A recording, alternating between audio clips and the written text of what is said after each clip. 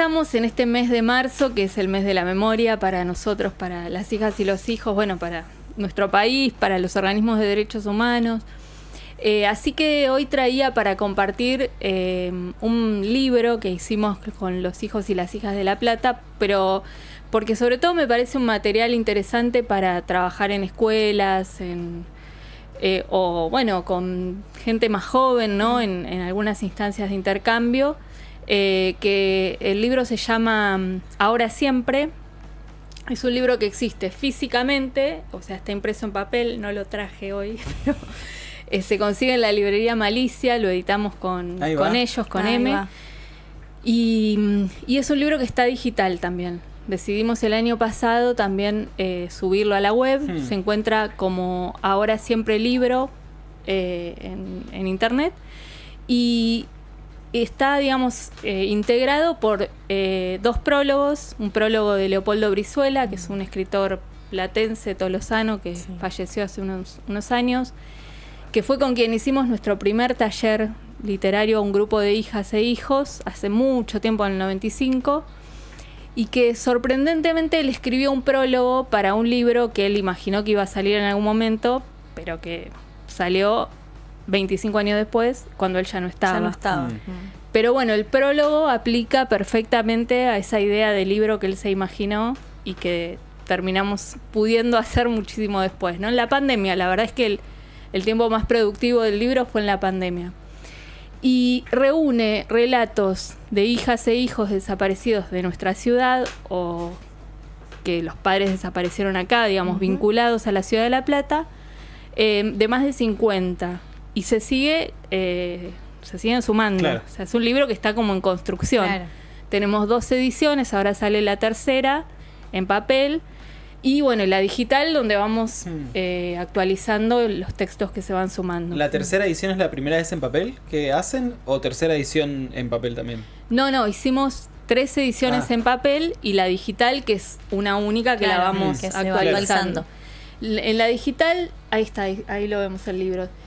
Bueno, hay todo un trabajo con la imagen también en los textos, porque son todas fotos de los 70, de nuestros padres, de nuestras madres, de nuestras escenas familiares, pero donde no se ven las caras de nadie, porque la idea de Pedro Tello fue el compañero nuestro que trabajó en las imágenes, fue justamente que cada imagen pudiera representar al conjunto. Entonces, esta noción de que es una historia personal, pero es colectiva, ¿no? Y un poco también el libro propone eso en la narrativa, porque cuando vos lo vas leyendo vas encontrando resonancias entre lo que cuenta uno, lo que cuenta el otro, ¿no? Y entonces todos esos testimonios, esos textos juntos dan magnitud de bueno, que efectivamente esto que sucedió tuvo que ver con un impacto social, ¿no? Más allá de la vivencia de cada familia, de cada hija, de cada hijo. Es un relato personal, ¿no? Exacto. Pero que bueno, tiene una dimensión colectiva cuando uno empieza a leer todas esas historias, ¿no? Porque hay puntos en común, hay sensaciones, ¿no? Hay cuestiones que son colectivas y que son en común de la historia de todos ustedes. Hay una clave también por ahí para entender el libro, que es que esos relatos son posibles porque existió este espacio colectivo de hijos, ¿no? O sea, pudimos como cada una elaborar su historia en esta clave, de esta manera, con con cierto optimismo, porque uno para qué cuenta las cosas si no cree que algo se puede transformar, ¿no? Si no, no lo contarías. Entonces, contarlo también es apostar a que esto que estamos contando va a sensibilizar, nos va a hacer conscientes para que no se repita esa violencia desde el Estado, ¿no? Entonces también la condición de posibilidad de estos textos está en la escritura colectiva. Totalmente. Fue un proceso muy difícil porque es complejo sentarse a escribir, ¿no? Lo más doloroso que te tocó vivir, pero bueno, fuimos insistentes y persistentes. Los compañeros, las compañeras que por ahí no estaban tan habituados a la escritura, les propusimos un taller literario y pudieron... Eso es increíble. Claro. O sea, hay bastantes voces sonando al mismo tiempo en el libro. Claro. Sí. Y bueno, y fueron trabajando, ¿no? Sus textos, algunos quedaron como súper así impactantes, ¿no? Leí que el los propios tuyo. autores... mirá. Sí, me conmovió mucho lo del recuerdo primario, ¿no? De la ausencia.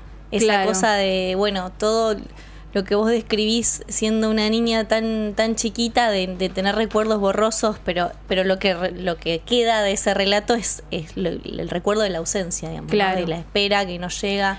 Ujú. Es profundamente conmovedor. Además es breve, pero Es breve. va Malarro directo. pasó por mi escritura. pasó Malarro. Sí, pasó Malarro. Y me marcó de por vida. Pero Malarro editó ese texto. No, para nada, Ah. para nada. No. Fue mi docente en Sí, gráfica, en gráfica hace 3. 1000 años, pero... El mío también. Pero yo tiendo a escribir breve.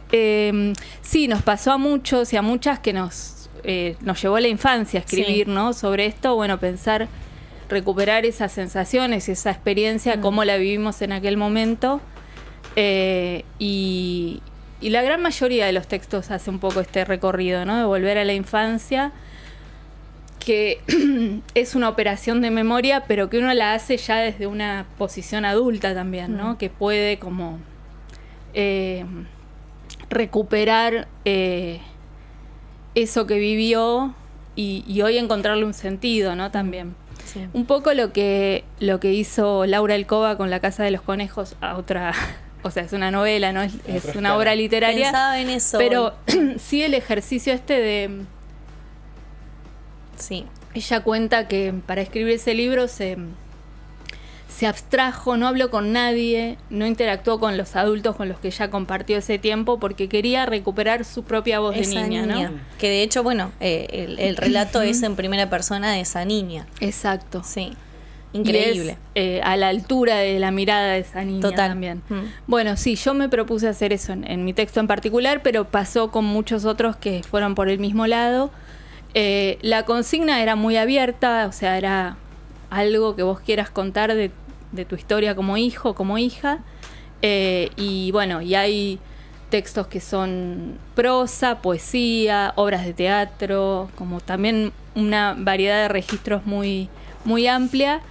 Lo que nos viene pasando, este libro lo presentamos en el 2022, es que bueno, muchas docentes se lo toman como un material para trabajar en el aula y de hecho desde SADOP, el Sindicato de Docentes Particulares, de Escuelas Privadas, quiero decir, hicieron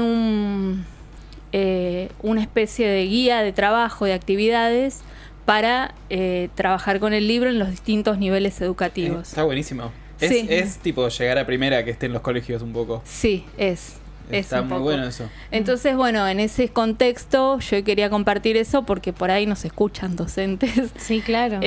maestras y bueno, que sepan que, digo, la fecha está marcada en el calendario escolar, el 24 de marzo, ¿no? Tiene el estatuto, bueno, es un feriado, es el Día de la Memoria por la Verdad y la Justicia. Pero a veces es difícil, ¿no? Trabajar en el aula, como desde dónde, cómo traer el tema, sobre todo cuando son chicos más chicos. Entonces, la propuesta del libro me parece que es una manera de, desde el testimonio, justamente desde quienes fueron alguna vez niños y niñas también, compartir esa vivencia y a partir de eso poder reflexionar sobre qué sucedió en el marco del terrorismo de Estado, ¿no? Sí. Y por qué es tan importante y tan valioso cuidar la democracia. Sí. Si les parece, escuchamos algunos de los textos, no todos, tienen el audio de sus autores leyéndolos. Estamos en esa campaña, si conocen a algún hijo que escribió. Sale un audiolibro ahí también, muy bueno. Ay, es la intención.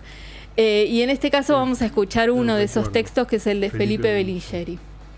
Salté, corrí por la vereda, me salpiqué con las baldosas flojas, corrí, seguí corriendo, salté, me sumergí en esa atmósfera.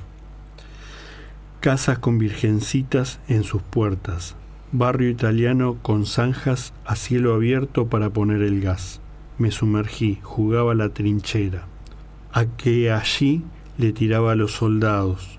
Salí, corrí en zigzag, me sumergí en otra trinchera. Tiraba barro como granada, juntaba amigos para continuar la guerra. Salté, corrí, pasé por delante de las virgencitas de las casas de las guerras.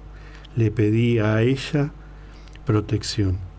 Seguí corriendo, me metí en lo de Vicenta, la señora que había estado en la guerra, la almacenera del barrio donde su compañero tocaba la verdulera y juntaba borrachines. Salté, me mojé con los charcos, sorteé las trincheras, entré y salí vivo de cada una de ellas. Tiré, seguí tirando, salté, seguí saltando, giré, di 1000 vueltas en el aire y volví a cruzar la calle a refugiarme en las Virgencitas de los Italianos. Allí, en lo de Vicenta, allí escucho la verdulera. Bueno, ese es el texto Tremendo. de un nene que está jugando, ¿no? Pero bueno, en el marco de esos juegos aparecen como imágenes de eso que se vive, que también hay como un semisilencio, ¿no? Bueno, Felipe era un poco más grande, yo era chiquitita, una beba, casi 2 años tenía, pero los que eran más grandes, los adolescentes, igual tienen una experiencia de una verdad velada también, ¿no? Porque no se decía todo abiertamente, porque todo era riesgoso. Claro. Entonces, también son interesantes los textos porque ponen en juego esto de cómo convivíamos con cosas dichas a medias, ¿no? Y cosas incluso que ni los adultos podían comprender. Porque claro, cómo se le explicaba a niños, niñas, qué había pasado con sus padres, si ni siquiera los adultos de la familia sabían si iban a volver a aparecer o no. Lo que no se puede explicar, ¿no? Así se llama. Claro, lo que no se entiende. Lo que no se entiende. Porque hay que pensar que la construcción de la figura del desaparecido, de la desaparecida, se fue haciendo. No es que desde la primera desaparición se consolidó y se comprendió. Bueno, todavía es incomprensible esa figura, ¿no? Porque es como tiene esa perversión de la vida y de la muerte, pero sin el cuerpo, ¿no? Pero bueno, además, digo, socialmente fue un concepto que hubo que construir con el transcurrir del tiempo, ¿no? Entonces, también un poco esto aparece en los relatos, esa incertidumbre, esa intento de construir qué era lo que pasaba con los elementos que uno tenía al alcance, pero que no terminaban de dar cuenta, ¿no? Del todo. Claro. Y por aparte la operación de terror, de silenciamiento de la propia dictadura. Entonces, bueno, es en el mejor de los casos con las familias propias, criados por abuelos y abuelas, en el peor de los casos en la apropiación, ¿no? Sí. Ahí el silencio absoluto. Sí, ahí directamente la mentira, ¿no? Instalada la mentira. Como claro, o sea, anulando la identidad y reemplazándola por otra. Y bueno, aparte con un objetivo que tiene que ver con las apropiaciones, tenían un contenido político de criar como propios a los hijos del enemigo, ¿no? Así lo pensaban los militares que se apropiaban, militares, policías, como botín de guerra también, claro, ¿no? De alguna manera. Sí. Eso es perverso, pero mal. Absolutamente perverso. Sí. Bueno, después hay situaciones de maltrato y de violencia en esas apropiaciones en muchos casos, ¿no? Total.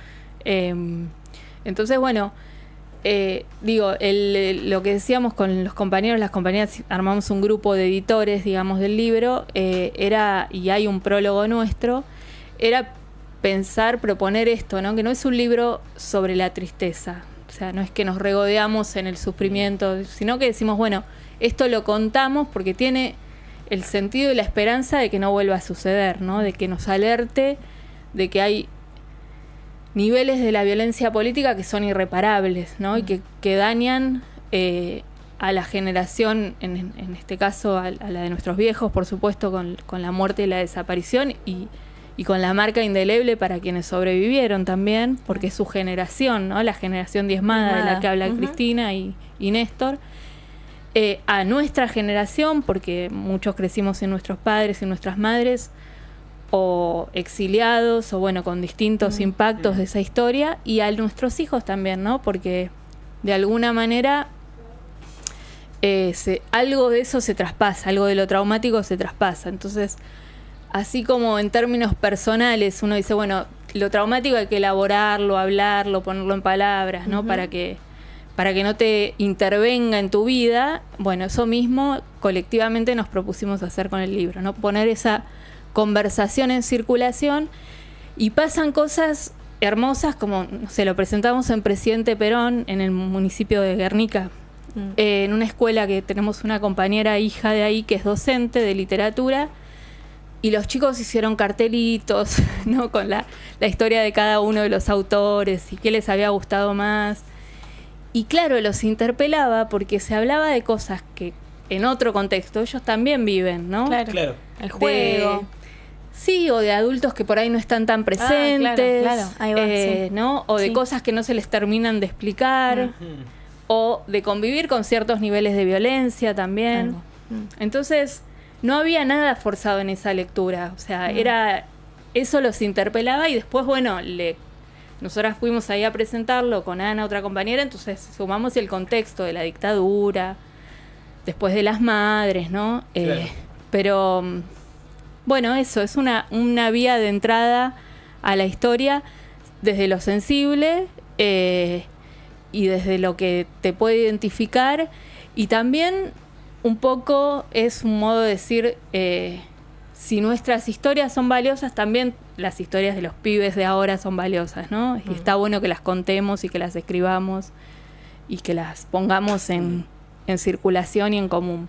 Así que bueno, ahí está el libro para que lo vean gratuitamente. Gratuitamente se puede. Es ahora siempre .libro, creo que así nomás.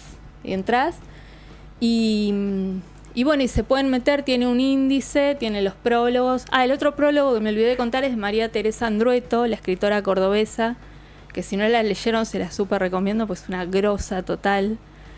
Tiene toda una reflexión sobre el lenguaje, bueno, y que ella hace todo un análisis y nos... el título del prólogo de ella es Socializar la hermandad, ¿no? Que también nos pareció hermoso. Como idea, como concepto. Bueno, justo estos días fue el Día del Hermano, ¿no? Sí, de los hermanos. Es verdad. Entonces, ella propone esto, como en el libro, ahí está, Socializar la hermandad. Como en el libro aparece esto de compartir la experiencia con los pares, ¿no? Y las pares, y bueno, y eso también nos pasa a nosotros, de leer el texto de otro y decir, esto me pasaba a mí, qué bueno, pues yo no lo había contado, ¿no? Como Claro. Descubrirte. Es una suerte de ronda y están todos dialogando, increíble. pero lo pueden hacer. Exacto. No, y qué cada uno importante en su también casa. eso para la reparación. Pienso y pienso en Sofía, que vino la semana pasada, que ella Ella en está varias ahí, oportunidades su dijo texto. que a ella Ahí va.